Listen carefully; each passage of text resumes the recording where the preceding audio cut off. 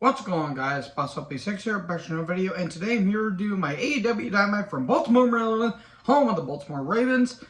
And they are live this week, and, well, the crowd certainly made up for this show because, whoa, this one was a bit iffy. There were some positives. But to say that this had some underwhelming moments is kind of an understatement, and I'll get to those here in a bit, but they're on the road to Full Gear, and yeah, that's starting to look a bit rough. But anyways, let me know in the comment section below what you guys thought about the show. We start off with Darby Allin, who gets a massive pop, taking on Jay Lethal. They have an attack on the ramp, and they brawl around ringside. Match was fine. Dutton, the big tall dude, the big tall motherfucker, aka Satnam Singh, come down. And, look, this thing's not working with Singh. It's really not. There was a German suplex on the apron. Why? At the end of the day, it ends in Y. There was a lethal injection that got put into a sleeper hold. That was some good stuff. At one point, Darby suicide dives into Singh, but he bounces off of him, which looked kind of funny and actually was kind of a cool spot. And then Dutton and Singh get ejected, despite the fact that Darby was going after them and they didn't do anything. And then someone in Sting attire attacks Darby with the bat. Lethal injection, and then there you go. Lethal wins. It was Cole Carter in the Sting attire. Okay. And then all of a sudden they have a beatdown, and then Sting's music hits. And then all of a sudden Jeff Jarrett shows up with a guitar shot and Darby is bleeding. Okay, what? Okay. Look, nothing against Jarrett the person. He was a upper mid-card guy. He was never a main eventer. He was never world champion material, in my personal opinion. To quote Mike Graham, he broke over 6,000 guitars and never drew a single dime. He can cut a promo and he can work. But at this point, does anyone really care?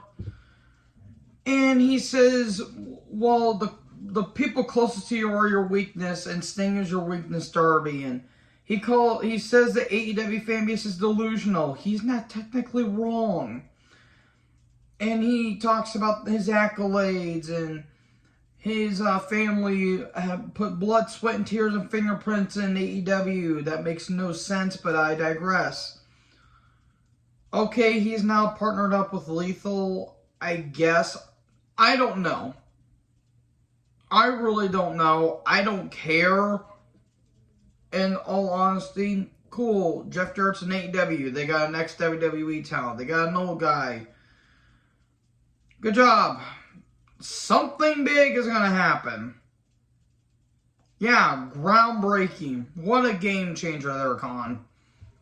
So we get a recap of MJF and Moxley from last week. MJF was shockingly not on the show tonight, which was kind of weird. Moxley's backstage, and he said he's ready for a fight. Typical Moxley promo. And a late video package. Cool. Can't wait to see them back. I do want to say, though, about the whole rumors going on that Elite may or may not have had involvement in CM Punk's dog Larry getting his teeth knocked out. That was misinformation. That was never true. That was just false accusations that never happened, and I do want to apologize for that and apologize for having misinformation on it. So, sorry guys, but kind of happens to me a lot. So then Mox took on Lee Moriarty with Stokely Hathaway, World Title Eliminator, Page on commentary. Well, this match happened. Look, Lee is not bad in the ring. He's actually pretty soft for what he is, and Moxley is carrying this company. The match was what it was, but something just didn't click. I don't know if the crowd wasn't interested or they just didn't care. Lee kept working on the arm, and Mox was, trying to fight back, and in the end he does fight back with the armbar, and there you go, Moxley wins. And then Paige attacks, and there you go. Cool. Again, MJF doesn't show up. I don't know what. I don't know where he's at. So that was kind of odd. So we have an interview earlier with Renee and Saraya and Britt, but Britt didn't show up. And Saraya says, typical Britt didn't want to show up. And why is Saraya in AEW? And at this point, I really tune out because I don't care about Saraya, however the hell you pronounce her name. I don't care about her. Why? Because one, she likes to date abusers, and two, she really doesn't want to... She doesn't want to expose the actual abusers because she likes supporting them. Can't wait for you to have 3 matches in a row and then you suddenly a freaking staple pops out your neck there. Cool. I don't care. Lamar Jackson's in the crowd. Cool. That's cool. His quarterback skills are a bit iffy, but hey, he can run and he can still throw. It's just that the Ravens, I like the Ravens, don't get me wrong, but feel like they're kind of in a weird situation where they kind of need to, something needs to click, because there's other times they don't click. They beat the Buccaneers this Thursday, so good. That's always good. So, Tony, Schiavone, and Regal are backstage, and Regal's like, well, MJF, you were almost one step closer to being a real gentleman. Good promo by Regal here. Then the Acclaimed and Gunn, Billy Gunn come down. Huge pop. The biggest pop of the night. Caster said something about Elon Musk that was pretty funny. It's Daddy Ass's birthday bash. Happy birthday to Billy Gunn. And, the first get this scissor me daddy ass phone fingers. So that way, whenever you can't scissor, you can still find a way to scissor, apparently. And they're like, well, we weren't the only ones that brought gifts. Who else brought gifts for daddy ass? And a kid had a like handmade sign with the scissors and a little birthday hat on. And that was nice. This was fun. This was a fun segment. These guys are over as hell. So they go over Billy's accomplishments, and they even mention that he was in the worst segment of 2006, the Reverse Battle Royal. Oh, God, that's a throwback. If you guys don't remember that, then you guys are lucky. I had to witness that. And Billy Gunn gets the world's greatest dad trophy. And then, God, Bowen said, I had 2 gifts. One didn't make it to the airport, and I had some guests, he had some guests, but they were upset Billy missed the reunion. That was funny. If you don't get the whole reference, Billy Gunn wanted to go to the AEW reunion, or he wanted to go to the DX reunion, but apparently there was some falling out that didn't happen, and Billy was upset about it. Everyone was upset about it, and we still don't know what happened. So, that was pretty funny. And the birth certificate is the final gift. Will you sign the name so you can be our sons? And then the Gun Club show up, and then Morrissey attacks. Well, the Gun says, well, you didn't invite us to our birthday. You didn't invite us to the birthday party, Dad, so we got a gift for you. And then Morrissey attacks, and FTR come down to a pretty big ovation, and then they look at the tag titles, and then they give them the Acclaim. So they're like, we wanted a title shot at one point. Please give FTR the tag titles at one point. Give them all the tag titles. Just do it. Don't even hesitate. So Tony, Britt, and Hayter are backstage, and Britt's like, I'm doing this on my time, and I'm, involved in conspiracy and all this stuff, and, we're going to prove that we are the best women's tag team in the company. Give us a women's tag match on Rampage. Okay. So, Ian Riccoboni joins commentary. Jericho Hager, why is he still wearing that stupid purple hat? I'll never understand. And Garcia come down. Man, they really dropped the ball with Garcia, did they? Jericho says at one point, he can whip Lamar Jackson's ass. That is hysterical. Lamar Jackson can legit run circles around Jericho because Lamar Jackson, even at his age, which is I think he's about in his 40s, he could still run laps around Jericho's old ass. So who's answering the challenge? Colt Boom Boom Cabana. Oh my heaven. This was clearly a shot at Punk. And I'm not gonna open up that can of worms. I'm not gonna talk about what happened with Colton, with Punk. I ain't gonna do that. If you don't know what happened, look it up. Literally look it up or go on interviews. I ain't gonna talk about it here because I don't want that. So Jericho versus Cabana for Ring of Honor World Title. Wow. Colt is a good talent, but God, this match was not good. This was ugly. Bowling shoe ugly. Like, this was uglier than looking at a wart on a horse's ass. God in heaven. There was a bat spill to the outside where Jericho just landed flush on the floor. Jericho cannot go anymore. Thankfully, this match went about maybe less than 10 minutes, I think. Which, that's what every Jericho match should be at this point. Colt was, still trying to get the Billy Goat's curse on. He eventually does. He gets a Superman pin, which is kind of cool, but then Hager interferes. Moonsault the Garcia and Hager, and then an ugly, ugly looking Codebreaker, and there you go, Jericho wins. And then 2.0 grab Ian Riccaboni. Jericho grabs his glasses, he wears them, he makes a goofy face, and then he breaks the glasses.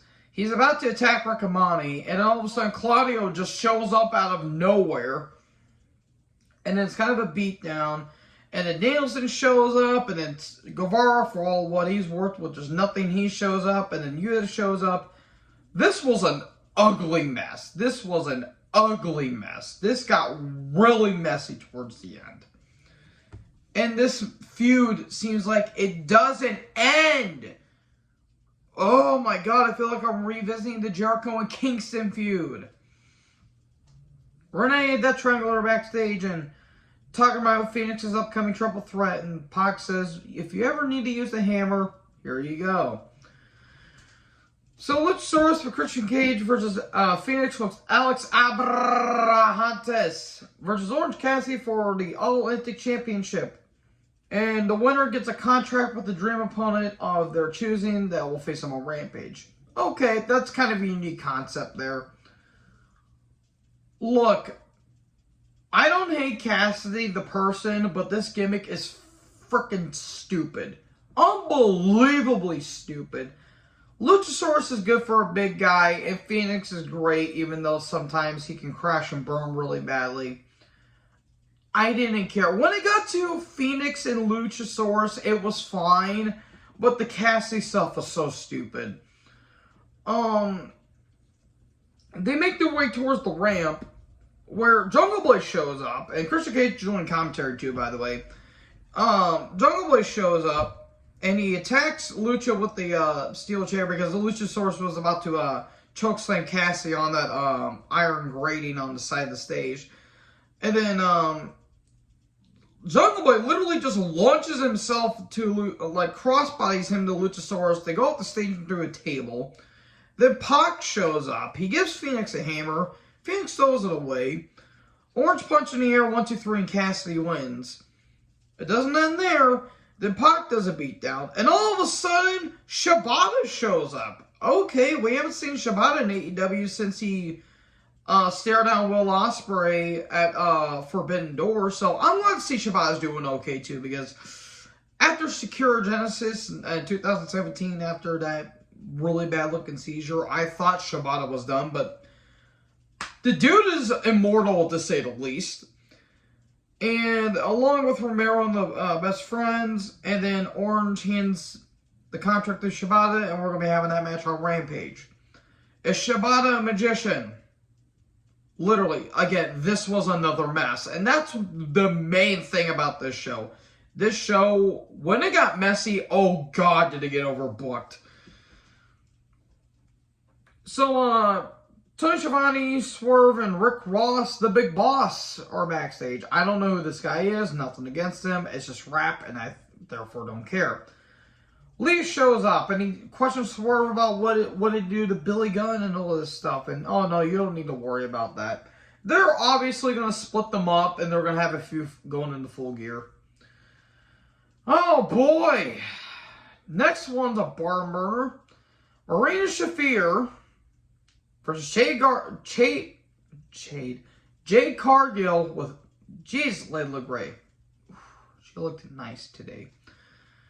TBS title. Okay, before I get into this match, I just want to do a little gesture to JD from New York. That's all I gotta say to you, because you are an idiot. You are a complete idiot. If you don't know what I'm talking about, look at the tweets he said on Twitter about this match. Okay. I'm going to do the bullet points.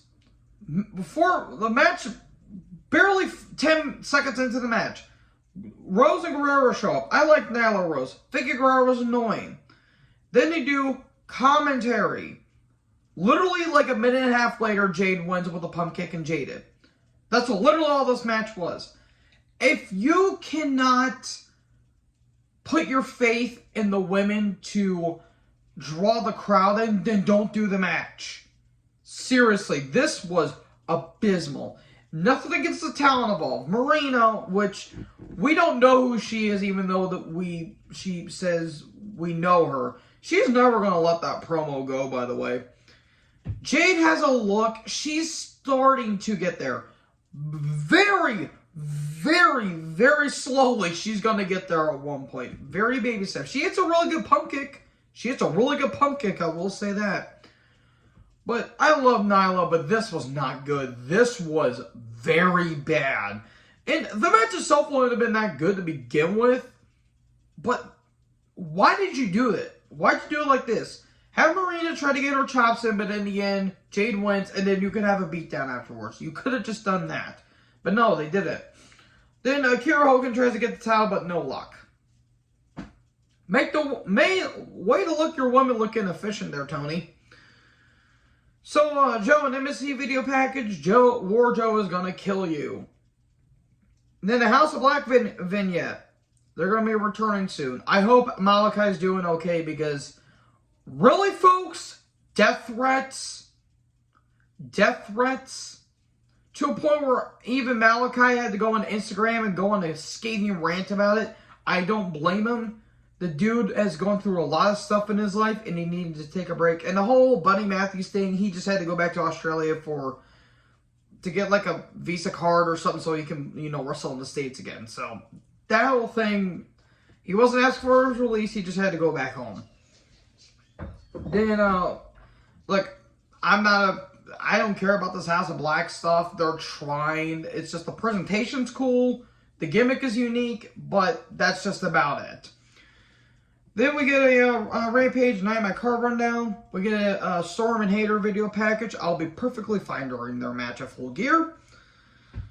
Then Brian Cage with Prince na na na na na na na. Na na na na na na. Hey, na na na na na na na. Na na na na na. I got that song stuck in my head. Damn it. Anyways, I apologize for nothing. Brian Cage with Prince Nana versus Joe for the Ring of Honor TV Championship. Look, I like Joe, and Cage has a cool look. It was okay. It was okay for what it is. There was a cool spinning elbow drop by Cage. There was at one point a pump handle variation, which looked pretty impressive. And there was a local sequence where there was a lariat that got turned to Coquina Clutch, but it turned to Olympic Slam. This is a lariat, but a kick out. And then Cage kept trying to put on more offense, but in the end, Coquina Clutch and Joe wins. Gates of Agony attack, and then here comes Wardlow, and he scares them off. And then Powerhouse Hobbs attacks Wardlow. Sign me up for that. That'll be a good Hoss fight. So yeah, that was Dynamite, folks. That was a mess and a half, and this video went a little bit longer than I anticipated, but that's life. So anyways, let me know in the comment section below what you guys thought about this show. Make sure you guys like, comment, subscribe. Tap the little before notifications. Join Herd. Talk to us next video. Peace out.